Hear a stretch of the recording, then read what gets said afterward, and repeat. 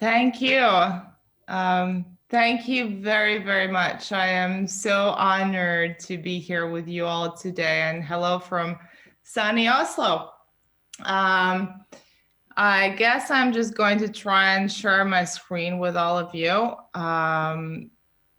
to show the presentation that I've made, especially for the occasion.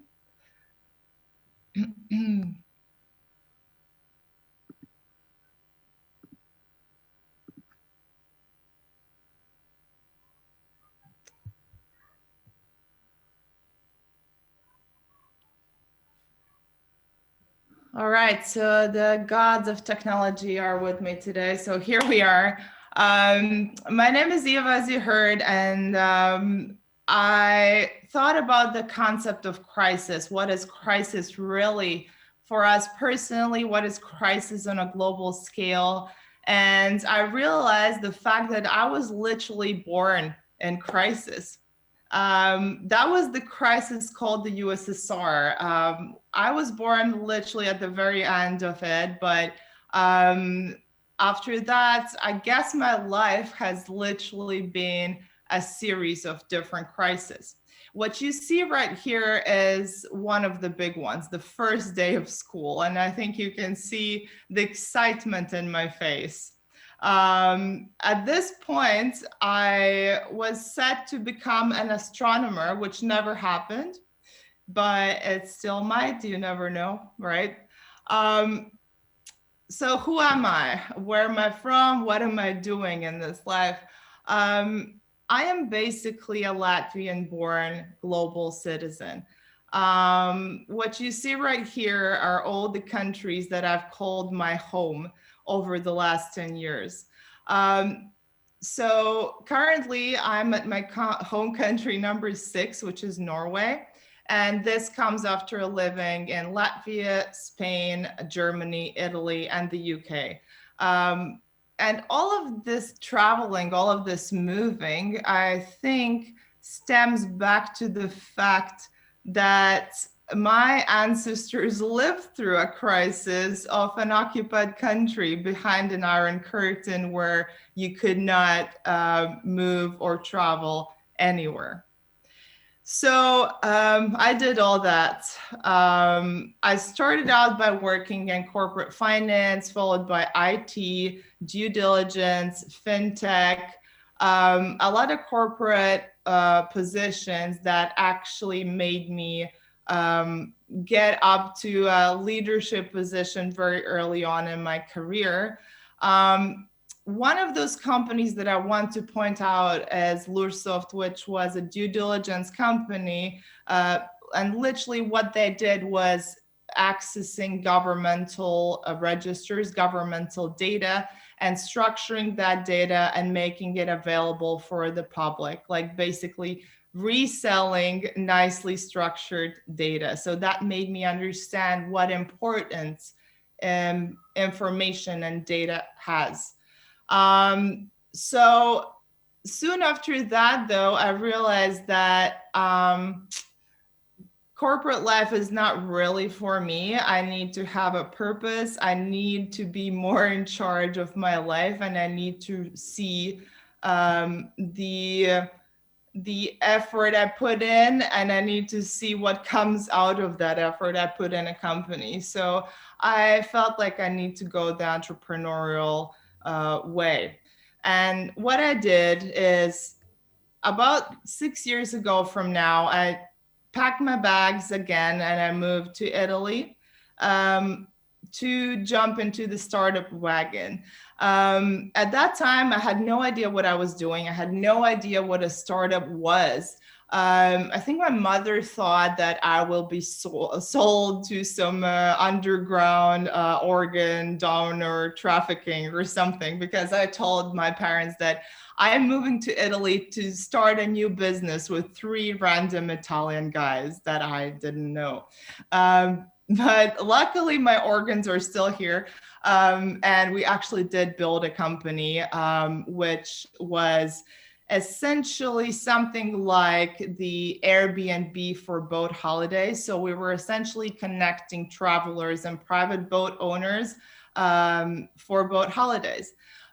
We raised some money. We eventually even made it to be in the top 10 of Italian startups at the time. And we moved the whole team to London eventually, which is where we got a proposal from the leading yacht agency in Europe that wanted to acquire our company. So that happened.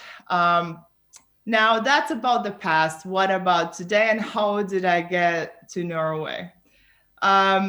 Story time. I was literally going through another life crisis of my own in Latvia. I had just quit my previous position in a fintech company that I was not very happy with.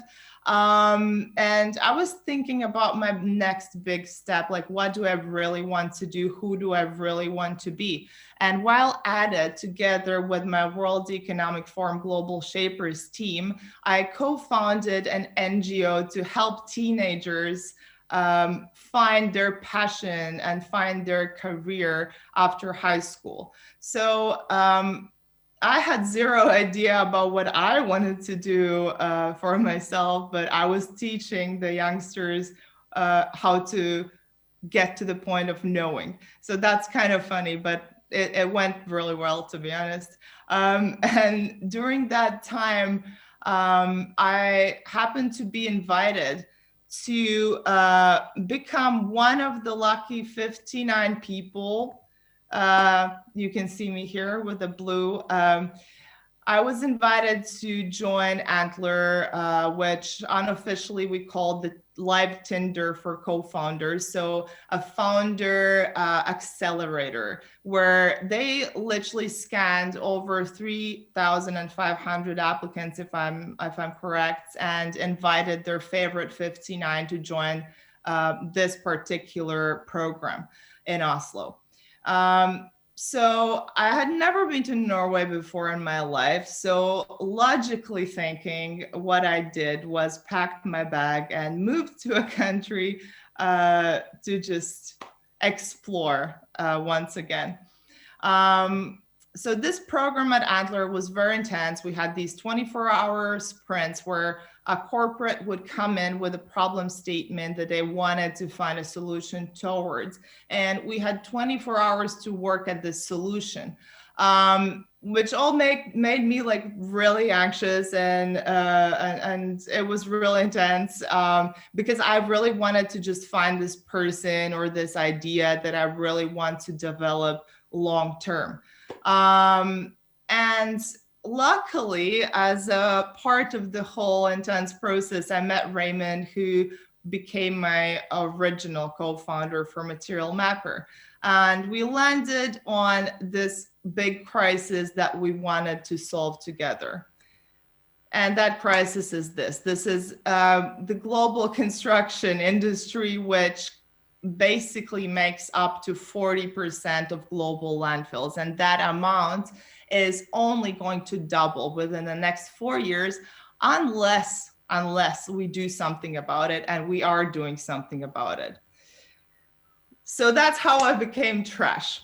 I don't know what you see in this picture, but it might be trash, it might be useless waste.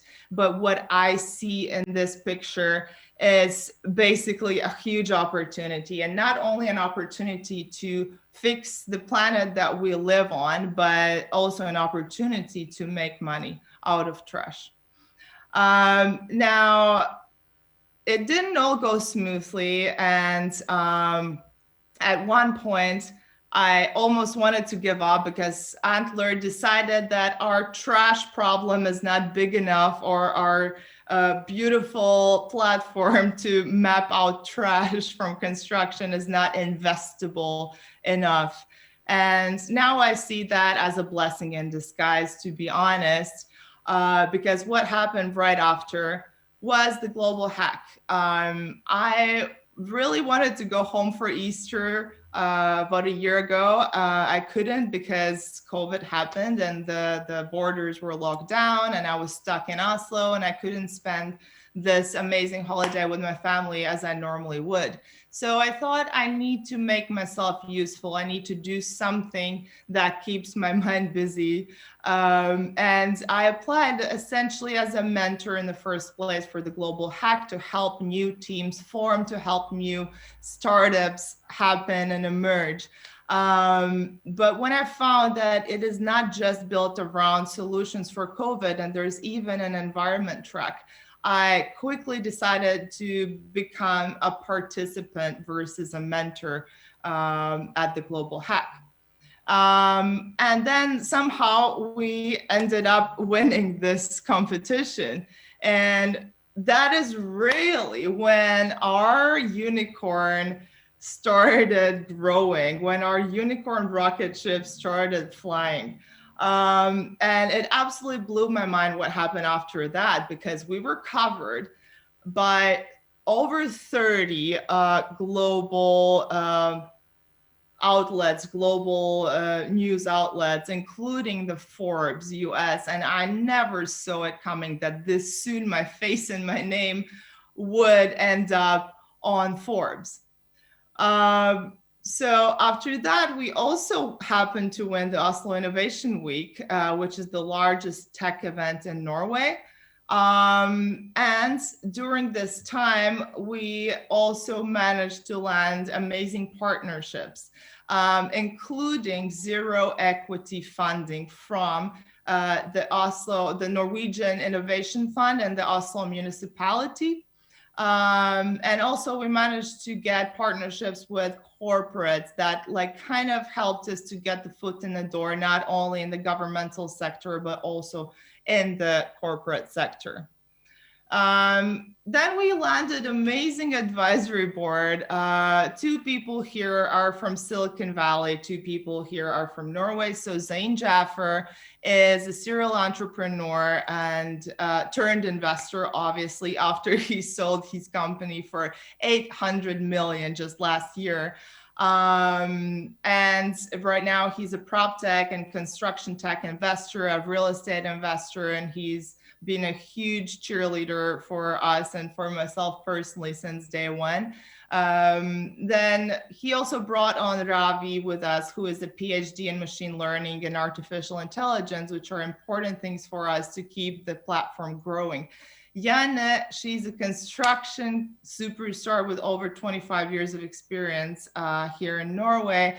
And Raymond, which I already mentioned as my original co-founder, a finance guy, extremely experienced, exited several companies. So we're off to a good start.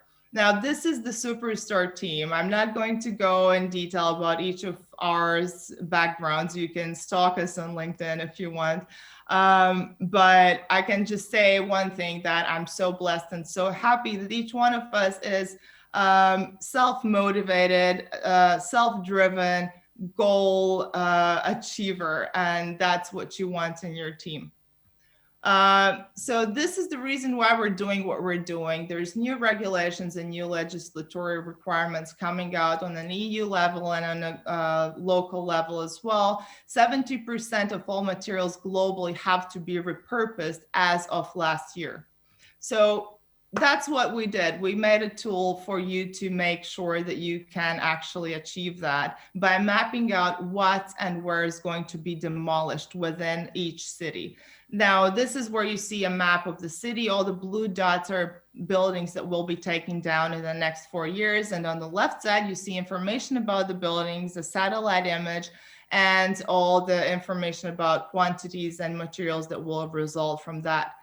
So the advanced search, again, tells you more in detail. If you're like a recycling company that's looking for a large amounts of metal, then you can work around with these filters here and find exactly what you're looking for at what quantity. The third part is a data chart that shows you an overview and a timeline. So basically here you see what materials will be more or less available over time within one city.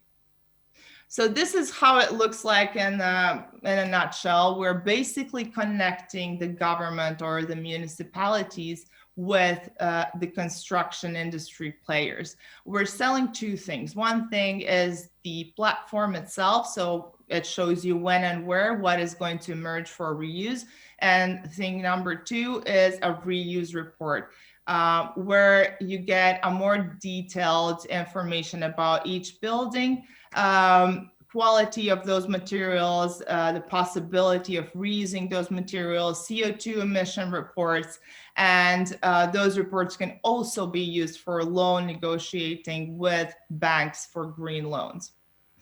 Now, just to finish off, or this is like the most important part that I wanted to come to. Few takeaways. First of all, do not make the crisis in your head, because that's victimizing. You don't need to victimize yourself. External things are gonna happen. They keep happening all the time. Life is hard. It's not going to get easier. But your job is to stay positive and to keep your mind at whatever you're doing. And you are good enough already.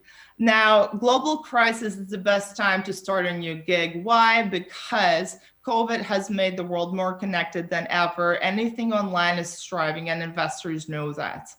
Number three, do not go to institutional investors immediately. Sorry, VCs and angels, but I think that going for free equity, zero equity grants from the EU or the local governments is the best way to start, which is what we did. Then start with a problem, don't go to the solution. You need to validate a problem that the industry has. Talk to people, ask for help, talk to your friends, talk to your family, talk to everyone. You're not alone in this. Like, you have so many people willing to help you at any time and point. And it's all about the people in the first place. Find a co-founder that not only covers your technical or whatever else needs that you have. Find someone that will be your big, strong rock behind this project that you need. And beyond just work, startup life is like a marriage. Like, you're in this together. You're going to spend several years together if you don't fail. So my co-founder, Sondre, kudos to him. He's been like my absolute wall during this time. And trust yourself, like, drop the past baggage. Whoever, whatever told you that you are not good enough, you can't do this, you can't do that, you're never going to be good enough. I was told that a lot of times in my past. I was heavily bullied as a child. That is all a lie. The only thing that you're competing against is yourself yesterday. So just be your best version every single day of your life. Last but not least, shameless advertisement to finish off this talk, because I can. We are currently looking for a CTO, actually Latvia based, and we're also raising our pre-seed of 400,000 euros, and half of that is already committed. So if you feel what I feel, if you want to make this world a better place together with us and make money while doing that, then please reach out to me personally, and let's make construction great again.